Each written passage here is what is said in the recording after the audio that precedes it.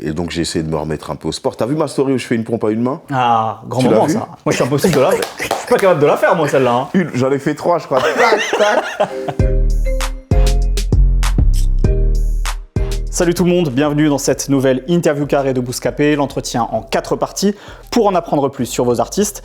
Dans le fauteuil juste en face de moi aujourd'hui, on va recevoir Isha. On va parler de beaucoup de choses avec lui comme d'habitude, mais tout de suite on commence avec son actu. Salut Isha. Salut Raph. Comment tu vas? Super bien et toi? Bah, très bien, on est ravis de t'avoir ici pour l'interview carrée chez Bouscapé. On te reçoit parce que tu sors La Vie Augmente volume 3. C'est un album qui fait suite à La Vie Augmente volume 1 qui était sorti en avril 2017, puis La Vie Augmente volume 2 en mars 2018. Comment tu as appréhendé la création de ce troisième volet? Est-ce que ça a été différent que les 2 premiers? Je pense que finalement ça a été la même chose, mais j'avais une volonté de le faire un peu différemment, tout ça. Mais au final, je me rends compte que c'est l'inspiration, c'est le beat la plume qui va guider, quoi. Donc je suis, comme dans le 1 et le 2, toujours aussi spectateur de ce que je fais comme l'auditeur, en fait. Voilà, c'est à l'instinct, comme le 1 et le 2, ouais. Alors, chaque morceau de cet album est produit par un beatmaker différent. Ouais. Il y a certains fidèles qu'on retrouve, comme Easy Ju, qui a produit Dourak, le premier extrait de cet album. On retrouve aussi des personnes avec qui tu travailles pour la première fois. C'était une volonté d'avoir cette palette très large, ou c'est pareil, comme tu disais, parfois, c'est juste l'envie et l'instinct qui fait que ça se passe comme ça, quoi? Ouais, ben ça, je l'ai remarqué il y a une semaine, que c'était des prods de producteurs différents, mais c'est vraiment pas voulu. Tu vois, souvent, tu vas rencontrer un beatmaker et tu veux faire le 2e, le 3e morceau. Et moi, c'est bizarre, mais par exemple, si Sam Tiba, il m'envoie une prod, que je fais un morceau que j'aime dessus, je vais vouloir rester sur cette victoire. Okay. Je vais me dire, ok, on l'a fait, et l'année prochaine, on en refera un, tu vois. Je suis pas dans le truc où j'ai envie de créer plein de morceaux avec un seul beatmaker. Ouais. Ce qui est intéressant sur toute ta discographie, quand on écoute justement tes choix musicaux, c'est qu'il y a souvent des contre-pieds. Il y a souvent d'un morceau à un autre des couleurs, des teintes différentes. C'est quelque chose que tu cherches justement, ce truc, pour toi-même, pour l'auditeur, d'avoir ce truc, d'avoir des teintes différentes, d'être peut-être surpris? Ouais, ça peut-être je le cherche. Donc je mets les morceaux dans certaines cases, et donc par moment je me dis bon voilà, ça c'est un morceau assez sombre, je vais aller vers une prod un peu plus lumineuse ou un peu plus dansante, tu vois. Donc ouais, il y a un moment où j'ai pas envie de faire que du sombre ou que du street, tu vois, j'ai besoin de faire autre chose. Donc il y a cette réflexion-là dans la couleur des sons, de pas avoir, par exemple sur un 10 titres, je m'autorise à faire 1 ou 2 doublons, 2 morceaux qui vont se ressembler, mais pas 3, quoi. Tu vois, j'ai envie de montrer un panel assez large à chaque fois. Ce qui est intéressant, c'est que tu dis un panel assez large, mais que, comme les 2 précédents, LVA 3 fait 10 titres, comme tu le disais. C'est vraiment une volonté chez toi, justement, d'avoir cette concision-là? Ouais, je pense que moi, j'ai trouvé ma formule pour LVA. Je pense que mes projets, ils font une demi-heure, un peu plus d'une demi-heure. Ça, et je trouve que c'est le temps idéal, quoi. Tu vois, le temps de ranger un peu ton salon, faire un peu ton ménage ou faire un trajet d'un coin à l'autre de la ville. Je trouve que c'est un minutage vraiment hyper intéressant. Du coup, pour arriver à ce résultat de 10 titres, comment ça se passe? Tu enregistres beaucoup et tu écrèmes, ou au contraire, t'évites de trop en faire pour avoir des choix difficiles à faire? Là, ce que j'ai compris par rapport aux autres, c'est que j'allais beaucoup moins en studio. Ce que j'ai compris aussi, c'est que j'évoluais parce que, on va dire qu'avant, je faisais 4 morceaux. Il y en a un qui allait être placé dans l'album, dans le projet, on va dire, tu vois. Et là, j'arrive à aller en studio. Et je crois que c'est 1 sur 2 maintenant, tu vois. Et j'aimerais bien un jour aller enregistrer à chaque fois que j'enregistre. Je sais que c'est pour l'album. Donc je suis un peu plus sûr de moi, un peu plus content. Donc il y a beaucoup moins de maquettes. Et là, il y a 10 titres, je pense que j'ai dû faire 16 morceaux. Tu vois, j'en ai jeté 6, je trouve que c'est pas mal, quoi. C'est un bon ratio, effectivement. Ouais, c'est un bon ratio, ouais. Dans Justifié, qui était le premier morceau de LVA2, tu disais je sors un CD, j'ai le Baby Blues. Ouais. Tu te sens comment, là? Ben, là, ça va. Parce que la semaine dernière, j'ai fait une journée de promo. Et en arrivant, j'avais oublié qu'on avait envoyé le lien aux journalistes, tu vois. Donc au début, j'avais peur, mais ils m'ont tous rassuré. Ils m'ont tous dit qu'il y avait une évolution, qu'ils ont aimé et tout. Donc je me sens un peu mieux que la semaine dernière. Mais voilà, ça c'est les journalistes. Maintenant, il y a le public, on verra, hein, tu vois. C'est 2 choses différentes, tu vois. Donc je suis quand même assez stressé, mais ça va. Tu parlais d'évolution, et ça tombe bien parce que dans la rubrique suivante, qui s'appelle Les mots, on va parler justement de certaines évolutions qu'on retrouve dans tes textes et qu'on retrouve sur LVA3 justement. C'est tout de suite. Sur les fiches juste en face de toi, j'ai imprimé certains extraits de paroles de ce nouvel album LVA3. Je te propose de les tirer une par une. de les lire à haute voix et on en discute. Ok. Ah, j'aime bien cela. Bah, vas-y alors. 2019, les savants ne vont plus parler. Les ignorants du net attrapent le démon du clavier. Je suis à l'aise avec toutes sortes de négros qui transportent toutes sortes de dope et toutes sortes de métaux. Pourquoi justement cette sentence qui tombe comme ça dans le morceau? C'est un constat, j'ai l'impression qu'on est à une époque où les gens qui savent réellement certaines vérités ou qui sont un peu plus... ont décidé de se taire et de laisser parler souvent des gens qui n'y connaissent rien. Et c'est un peu pour moi une des propriétés d'Internet, c'est que ça libère la parole à tout le monde. Et aujourd'hui, il y a des professeurs de tout et de rien, mais aucun n'est diplômé, on va dire, tu vois, aucun n'a eu un parcours, enfin, tu vois. On parle plus qu'on écoute, quoi, aujourd'hui. Exactement. Et c'est dans beaucoup de choses, je ressens ça. Donc c'est bien parce que ça fait des autodidactes et tout, mais il faut vraiment faire le tri entre les gens qui savent et tout. Et donc j'ai l'impression qu'il y a beaucoup d'ignorants qui donnent leur avis sur des choses qu'ils connaissent pas, tu vois. Donc demain, moi, je peux être avec un pote, je sais qu'il n'y connaît rien en politique, mais le lendemain, je sais qu'il va faire un statut comme ça sur, sur telles élections ou telle crise, mais je sais qu'il n'y connaît rien, quoi. Donc c'était un peu ça que je voulais dire par là. Dans ce morceau d'Ourag, comme je le disais, c'est le premier extrait, c'est aussi là, le morceau qui ouvre, Ouais. LVA3. Tu as cette écriture qui est justement très directe, où en à peine 2 phrases, tu dis des choses comme ça très fortes. Ouais. On pense à cette phrase sur les journalistes qui écoutaient Tokyo Hotel, par exemple. Les journalistes à 2 balles qui tiennent des propos grotesques. Avant qu'on devienne à la mode, t'écoutais Tokyo Hotel. Je n'ai confiance qu'en l'élasticité du Dourag. C'est un morceau où, comme tu as dit, c'est des petits tableaux. Chaque phrase, il y a un sujet, enfin un thème. On développe en quelques phrases et c'est un exercice que j'adore en fait. Passer du coq à l'âne à chaque fois, tu vois, je trouve ça lourd. On passe à la suivante. Yes. Il faut du temps, ça fera effet, ça paraît simple, je fais pas exprès, je suis noir et humble, t'es noir et fier. Moi j'ai besoin que d'un aller simple. C'est quel morceau? C'est le morceau qui s'appelle Bad Boy avec Green Montana. Il faut du temps, ça fera effet, ça paraît simple, je fais pas exprès, je suis noir et humble, t'es noir et fier, moi j'ai besoin d'un aller simple. Moi quand je parle de il faut du temps, ça fera effet, ça paraît simple, je fais pas exprès, je parle de tout, on va dire mes défauts, mes angoisses, le côté négatif toujours et tout. Y a beaucoup de gens qui vont te dire mais vas-y, mais sois heureux, mais vas-y, mais pourquoi t'es comme ça, tu vois. Mais on dirait que pour ces gens ça paraît simple. Ça paraît simple d'aller mieux et tout, tu vois. Et je leur dis, ça fera effet peut-être, tu vois, mais je fais pas exprès, tu vois. Après, il y a l'autre phrase qui, pour moi, n'a pas grand-chose à voir, mais elles sont collées. C'est « Je suis noir et humble, t'es noir et fier ». Moi, c'est juste que ces derniers temps, je commence à me questionner sur le fait d'être fier d'une chose qu'on n'a pas choisie. Yes. Et je trouve ça vachement stupide, en fait, tu vois. Mais d'ailleurs, l'autre jour, j'ai fait une interview, on me dit « Ouais, t'es congolais et t'es content d'être congolais, tu vois ». Tu vois, j'ai pas de fierté. Pour moi, il faut avoir de la fierté pour quelque chose que, par exemple, tu t'es battu pour l'avoir, pour avoir une médaille, pour avoir un boulot, un diplôme. Tu t'es battu, il y a de quoi être fier. Pourtant, tu avais un morceau qui s'appelait 243 Mafia sur LVA2, où en quelque sorte, tu portais aussi cet héritage. Ouais. Pas avec une fierté totale, tu mettais aussi en perspective certaines choses, mais en même temps, tu reniais pas totalement ça non plus. Non, c'est pas renier, mais en fait, c'est que là, je représente, en fait. Ouais. Donc, il y a une communauté, j'ai envie de lui donner de la force et tout. Mais en fait, c'est le mot fierté. Je suis fier de... Mais t'as rien fait, tu vois. Ouais. Et j'ai besoin d'un aller simple, c'est pour dire... je vais me barrer, quoi. Mais ça, c'est depuis LVA1, tu vois. Bien sûr. Que j'aimerais bien partir de tout ça. Et tout ça me saoule, en fait. C'est un morceau avec Green Montana, comme tu le disais. C'est un artiste qui est proche de toi. Quelle relation artistique et professionnelle, finalement, vous entretenez avec Green?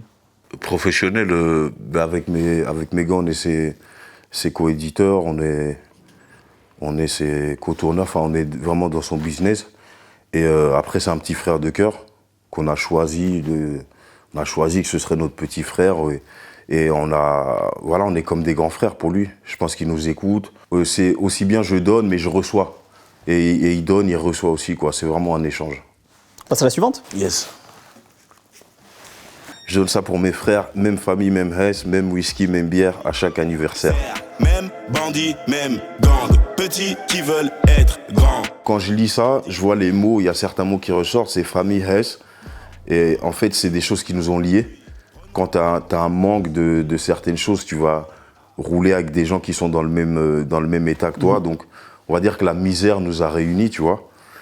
autour. Et puis après, le whisky, bière, anniversaire, c'est la vie de quartier entre potes, quoi, tu vois. L'amitié, c'est mieux, donc les copains d'abord, même si des fois on se tape, mais Ouais. c'est juste quand il y a de l'alcool. Tu dis C'est dans juste un autre morceau, ouais, justement. je le dis ça aussi. Ça, c'était un moment, une période de nos vies où bon, après, je sais pas si c'est partout pareil, hein, mais chez nous, des fois, tu peux être sûr, on commence la soirée à 19h, tu peux être sûr, si ça boit beaucoup, à 3h du matin, il y aura une bagarre entre nous. C'est obligé. Et déjà, des fois, tu connais le CV des gens, tu dis, lui, il est là, l'autre, il est là. À un moment, ça va se prendre la tête, on finit avec le t-shirt déchiré devant chez l'autre et tout. Mais le lendemain, on se reparle comme si de rien n'était, tu vois. C'est dangereux parce qu'il y a eu des morts comme ça. Ouais. Il y a des gens qui étaient amis, qui se sont tués. Mais Dieu merci, on n'est plus là-dedans, quoi. Sur ce morceau-là, tu as invité PLK. Ouais. C'était évident de l'avoir sur ces thématiques-là. Vous en avez discuté ensemble. Comment ça s'est fait finalement? Ouais, je lui ai proposé plusieurs... je crois que je lui ai proposé 3 trucs. Et puis après, il a choisi celui-là. Et j'ai kiffé parce que... Tu sais, des fois, tu fais un feat avec un mec, tu peux pas lui dire « Ouais, fais comme ça, fais comme ça ». Mais naturellement, il a repris le même flow que moi. Et pour moi, c'est de l'intelligence. Il a compris qu'il y avait moins de continuer encore. Il l'a fait, j'ai kiffé. J'ai kiffé. Grosse dédicace à lui, d'ailleurs. On le salue. Yes. Suivant. J'ai appris à parler leur langue, plein de mots que j'essaye de retenir. Mon père parti pour le nouveau monde, je sais qu'il va jamais revenir. Quel morceau? Les magiciens. Moi j'irai les chercher un jour. Je serai plus fort, je serai plus grand. Et je ramènerai l'enfer, les ténèbres avec moi. Même leurs statues vont pleurer du sang. Ce morceau, c'est marrant parce que il est parti de quoi? Je dis les magiciens parce que je trouve qu'à cette heure-ci, les colonies ont fait tellement de mal, l'esclavage, mais aujourd'hui, l'Afrique a toujours cette vision d'un colon bienfaiteur et compagnie, tu vois. Et c'est ouf parce que à ce moment-là, tu dis, mais c'est vraiment des magiciens d'avoir lavé le cerveau de presque 80% d'un continent, d'avoir lavé le cerveau à ce point-là, c'est presque de la magie, quoi. Et je me rappelle d'une histoire qui m'avait vraiment fait rigoler, c'est ma mère m'a expliqué qu'en fait, mon père, donc lui, avant qu'il vienne ici, Yes. il était déjà venu en Europe, il connaissait l'Europe avant de s'installer, parce qu'il avait eu des bourses d'études et tout. Et ma mère me dit que c'est la grand-mère de mon père, quand elle l'a vu revenir d'Europe, elle lui a dit, mais comment t'es revenu? Elle dit, mais les Blancs, quand ils prennent un Noir, il revient jamais, on le revoit plus jamais. Donc mon arrière-grand-mère, elle disait, moi je sais pas ce qu'ils font avec nos frères. Ils les mangent ou ils les transforment, mais tout ce que je sais, c'est que quand j'en vois partir, ils reviennent pas. Et en fait, cette réflexion, tu vois, ça m'a fait penser un peu à la magie, tu vois, parce que en gros, ce qu'elle veut dire, c'est qu'est-ce qu'ils font, c'est quoi leur secret, tu vois. Donc ça m'a fait penser à Magicien, et c'est un des morceaux dont je suis le plus fier, parce que c'est un fait historique et que j'ai réussi à le traiter à ma manière, quoi. Et ce qui est intéressant, c'est que cette thématique, elle revient souvent dans l'album. T'en parles aussi dans Dourag. Ouais. Quand tu dis RDC, nos pères ont été élevés par tes prêtres, etc. T'en parles aussi dans Décorer les murs, l'histoire est douloureuse, l'héritage est colonial. T'en parles beaucoup plus qu'avant, en tout cas. Ouais, je pense que j'en parlais un peu moins, mais en fait, il faut savoir que le Congo belge, donc dans toute l'histoire de l'Afrique, des colonies, c'est un délire un peu à part. Parce que c'est une extrême violence. Les Congolais ont vraiment un rapport différent, je pense, aux colonies. Donc c'est plus on en parle beaucoup plus, c'est pas un tabou. Enfin voilà, c'est un délire et donc c'est pour ça qu'en étant congolais, je dois en parler, j'en parle très naturellement. Et aussi le fait que mes parents sont historiens en fait. Mon père, il a écrit des livres sur la colonie, mon père, il avait écrit une lettre au roi des Belges à l'époque, il lui avait répondu, il a été reçu, tu vois. Il a déjà écrit des conseillers, des ministres pour des discours, parce que c'était un spécialiste de l'histoire du Congo, tu vois. Donc je suis dans cette histoire-là en fait, tu vois. Parfait. On continue alors. Merci.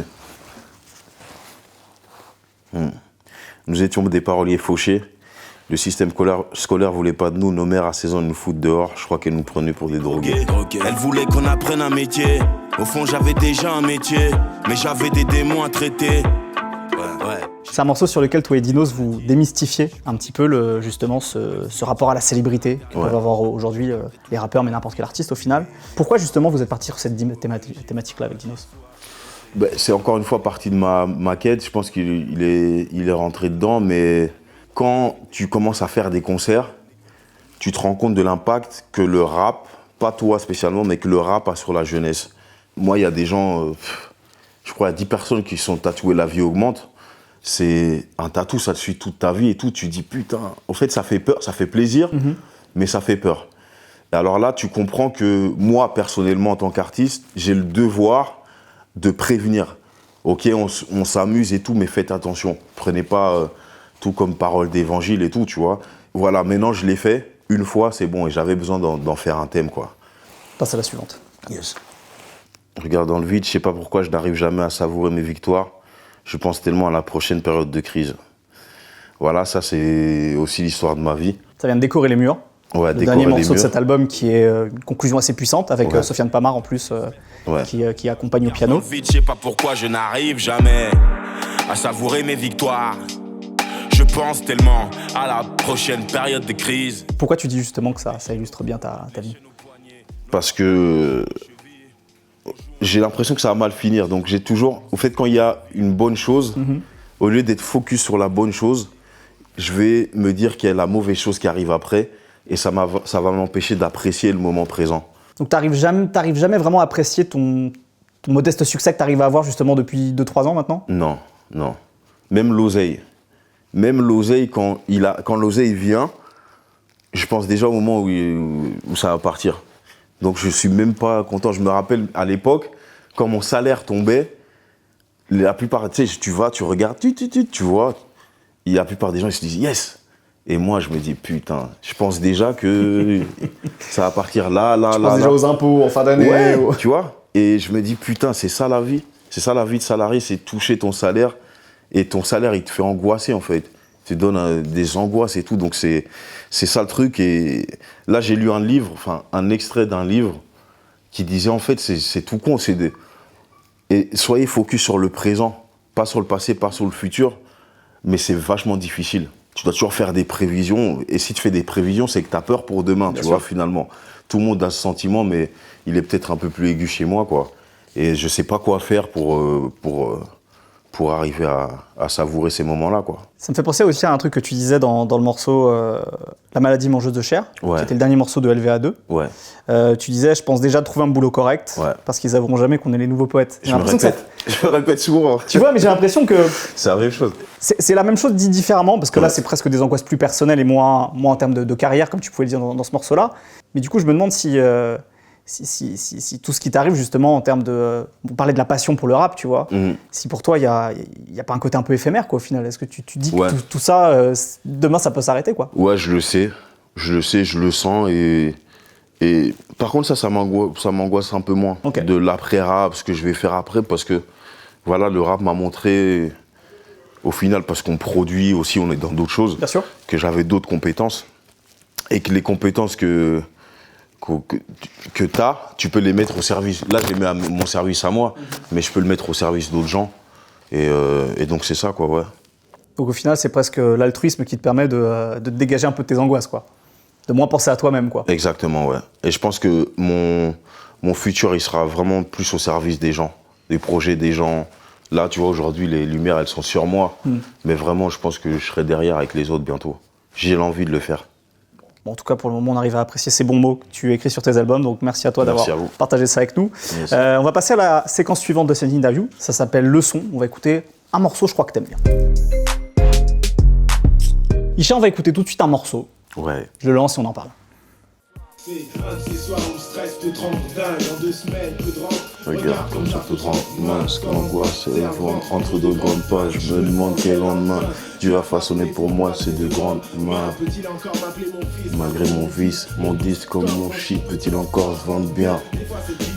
Qui est sa mère là? Et je la ferme. Donc ce morceau, c'est le morceau Drame quotidien du rappeur Ifi, qui est sorti en 2003 sur son album Rien à perdre, rien à prouver. Pourquoi ce morceau il est important pour toi? Il est sorti à un moment où je pense que je vivais, où j'étais spectateur d'un drame quotidien en fait. Et lui il dit mes refrains vivent un véritable drame quotidien où les plus faibles cannent à petit feu et les plus gros ne disent rien. Et c'est ça, c'est ce que je vivais et il a les mots exacts en fait. Et puis il dit je me demande quel lendemain Dieu a façonné pour moi de ces deux grandes mains. Peut-il encore m'appeler mon fils malgré mon vice? C'est des choses que je me suis demandé. À un moment, est-ce que Dieu il nous aime avec tout le vice qu'on a, est-ce il y a cet amour divin, est-ce qu'il est là et tout. Il y a 3 couplets, de A à Z, tout ce qu'il dit, à cette période-là, j'étais totalement en accord, tu vois. Il y a un truc que je retrouve dans très peu de morceaux. Un des rappeurs qui arrive des fois c'est Niro. Je pense que Niro, des fois, il peut aborder la vie de quartier. Il la rend pas cool, tu vois, mais il a les mots où tu sens ce qu'il y a dans ce morceau, tu vois. Et PNL peut-être aussi. Je pense que c'est un des rares morceaux qui parlait de la vie de quartier avec un spleen, avec ce genre d'émotion-là, quoi. Donc je le disais, cet album, c'est Rien à perdre, rien à prouver. Merci. Celui-là.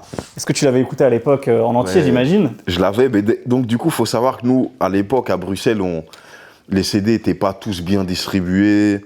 Et donc quand on l'avait, mon frère, c'était quelque chose, quoi. Tu vois, tous ces CD lunatiques, ceux-là, là. Donc après, direct, tu te le fais en cassette, t'as le Walkman, le Discman. Donc t'as un vrai attachement à cet album et globalement à ce qu'a pu sortir 45 Scientifique à cette époque-là? Ouais. Je pense qu'à l'époque, c'était le code de la rue, tu vois, avec Ali, l'instru, comment Ali rentre. Il a fait un morceau où il décrit la meuf du ghetto et il lui parle et des fois, il dit des trucs, il dit « Je te porte comme une lourde peine ou une lourde chaîne en or, tu vois, pour calmer les nœuds des plus haineux. » Donc ça veut dire que des fois, t'es avec une meuf, elle est tellement fraîche que même quand tu marches avec elle dans la rue, c'est comme une lourde chaîne en or, tu vois. C'est un fardeau, quoi. Ouais, tu vois, tout le monde t'envie, tu vois. Et il dit ça parce que t'es une rate ghetto. Et les rats aiment les lascars, et les lascars aiment les rats ghetto. C'est ça, frère. Il dit trop la vérité, ici. Bref, j'adore cet album, je vais le réécouter. Mais là, tu me le donnes ou tu me le montres? Non, il est à moi, celui-là. Je suis désolé. Je suis désolé. Tu vois, moi. ça vaut cher. Ça se donne pas, ça. Ah non, c'est trop compliqué, celui-là. Ouais. Mais ça fait plaisir de voir à quel point ça t'évoque des souvenirs. D'ailleurs, est-ce que t'as un souvenir précis, tu vois? De quand c'est sorti? Ouais, au moment où tu l'écoutais ou tu vois. Ouais, c'était des moments où en fait, on avait un crew, où c'était comme... on pouvait faire des réunions. En fait, c'est une époque où t'écoutais pas les trucs chez toi, on va dire.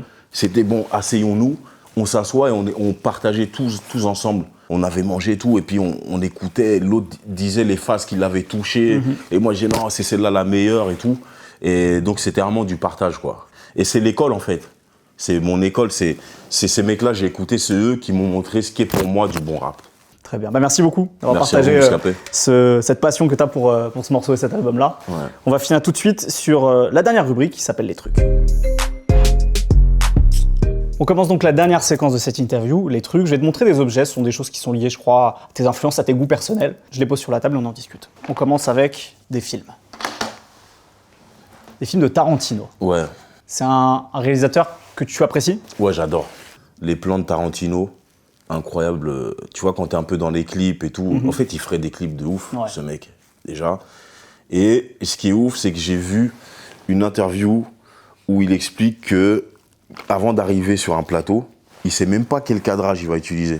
Le mec, c'est du génie. Il dit, moi, je me pose pas cette question. Quand j'arrive sur le plateau, toute l'équipe, on est d'accord et on le sait directement à l'instinct. Voilà, on le prend en contre-plongée ou voilà, tu vois. C'est peut-être pour ça que t'aimes ça chez lui. Tout à l'heure, on parlait du fait que toi, tu t'essayes de faire un peu ta musique à l'instinct et que quand t'essaies de trop y réfléchir, finalement, tu reviens à tes habitudes. C'est peut-être aussi ça que. Mais c'est ça, c'est que moi, en vrai, des fois, je me dis, pourquoi les gens, ils vont prévoir?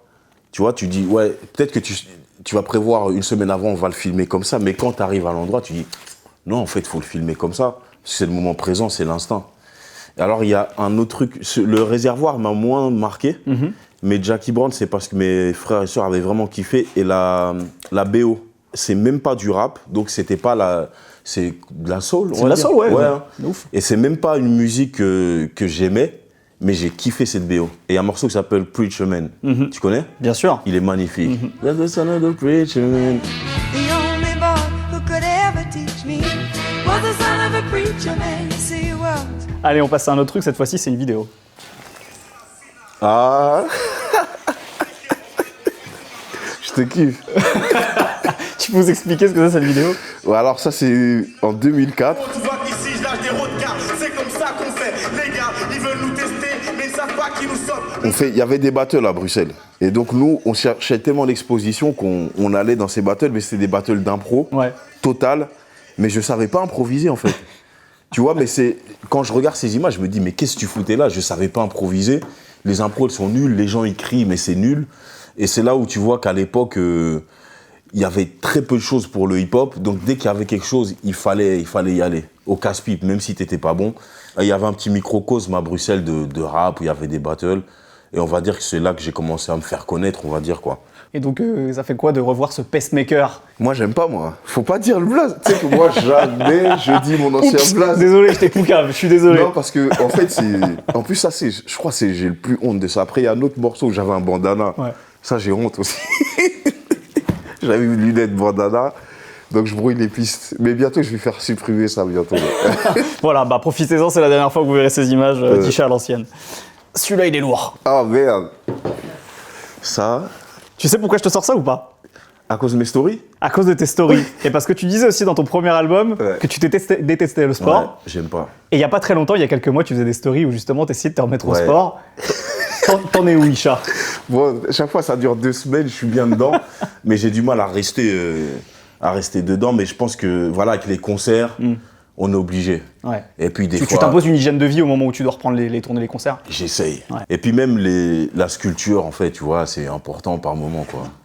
C'est important d'avoir une bonne sculpture. Donc, je me suis dit, il faut faire un petit effort. Et c'est de la présentation, en Ouais. fait. Hein. Tu vois, si tu veux des beaux vêtements et tout, c'est intéressant aussi de bosser le mannequin, j'ai envie de dire, tu vois, le support, quoi. Et donc, j'ai essayé de me remettre un peu au sport. T'as vu ma story où je fais une pompe à une main? Ah, grand Tu l'as moment vu ça. Moi, je suis impossible de la faire. Je suis pas capable de la faire, moi, celle-là. Hein. J'en ai fait 3, je crois. Tac, tac. Mais franchement, ça, je savais pas le faire il y a un an. Et voilà, mais là, je vais reprendre. tu progresses, c'est bien. Bientôt sur un doigt. Bientôt sur les mains, les pompes. Ouais, ça les va. Tiens, une autre photo. Merci. Ah, putain, t'es un bon... Ça, c'est Goma. Donc là, moi, je suis congolais de l'Est.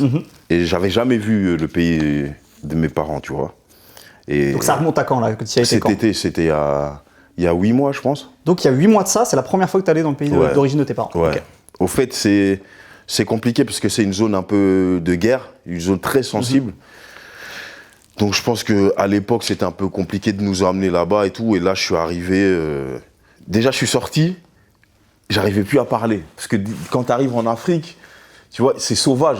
Les gens, ils te parlent, tu as des gens à gauche, à droite. Ouais, ton passeport, ton visa et tout. Donc j'étais un peu choqué. Les gens, ils me secouaient. Heureusement, mon grand frère était venu me chercher. Tu sais, pendant un jour, j'ai pas trop parlé, j'ai observé. Après, je me suis laissé aller. Moi, je suis un mec, je vais tout de suite dans la rue, tu vois. Donc, j'ai pris les taxis motos. Je lui ai dit, vas-y, roule. J'ai découvert, en fait, mon peuple. Et quand tu es là-bas, tu poses des questions sur ton ethnie, ta tribu et tout. Comme les gens sont encore sur place, ils ont des réponses beaucoup plus précises que tes parents qui sont ici depuis 40 ans, Bien qui sûr. ont oublié toutes ces histoires. Donc, j'ai pu savoir un peu qui j'étais. Et là, ça, c'est... Donc, moi, j'étais dans la ville de Goma. Et puis, à un moment, ils m'ont amené dans le village, au vrai village, quoi. Et c'est magnifique, tu vois, il y a des montagnes, t'as le lac. Je dois retourner là-bas, en fait, tu vois. Tu vois, les gens, ils sont... Ouais. Quand tu vas là-bas, tu comprends que quand t'es d'une origine où ils sont un peu défavorisés, c'est un devoir, en fait, d'aider tes frères. Et moi, je sais que, voilà, je sais, mon futur, il est en partie là-bas, quoi. Au fait, ils m'ont traité comme un enfant du pays. Ils m'ont dit, viens, bienvenue, t'es chez toi ici. Et j'ai senti ça et voilà, j'ai compris réellement qui j'étais. Qui j'étais, ma mission, en fait, un peu sur Terre, quoi. Et bon, après, moi, j'ai pas attendu d'aller au bled pour envoyer de l'argent au bled. Je sais qu'il y a beaucoup de... Moi, je parle pas la langue. Je suis un peu bounty et tout, je parle pas la langue et tout. Mais je me sens beaucoup plus africain parce que je sais que j'aide certaines personnes du continent. Il y en a beaucoup, ils parlent la langue, ils font les mecs. Ah non, nous, c'est... Mais en vrai, t'as même pas envoyé 1 euro à Patrick le Zinkou du bled, en vrai. Le fameux. Le fameux, t'as même pas envoyé, c'est comme si t'es un étranger, en fait. Je donne ça pour Patrick le Zinkou du bleu. On donne ça pour Patrick le Zinkou du bleu. Les yeux rouges comme Patrick le Zinkou du bleu. Les yeux rouges comme Patrick le Zinkou du bleu. Merci beaucoup, Isha, d'avoir été avec nous pour cette interview carrée de Bouscapé. Merci On à vous. rappelle donc LVA3 sort là. Et ensuite, il y a des choses de prévues, des concerts Ouais, il y notamment. a un gros concert à la Machine du Moulin Rouge le 25 février. Yes. Et le 14 mars à l'ancienne Belgique à Bruxelles. Allez voir Isha en concert. C'est toujours bien Isha en concert, vraiment. Je vous le dis. Merci. De rien. Bah écoute, bonne continuation à toi. Merci à vous, Bouscapé. Merci à toi et à très bientôt pour une autre bientôt. interview carrée. Salut. Tous les nouveaux Pablo Picasso. On supporte pas ta tronche. Dis-moi pour qui tu te prends. On t'écoute pas comme les notes vocales plus d'1 minute 30.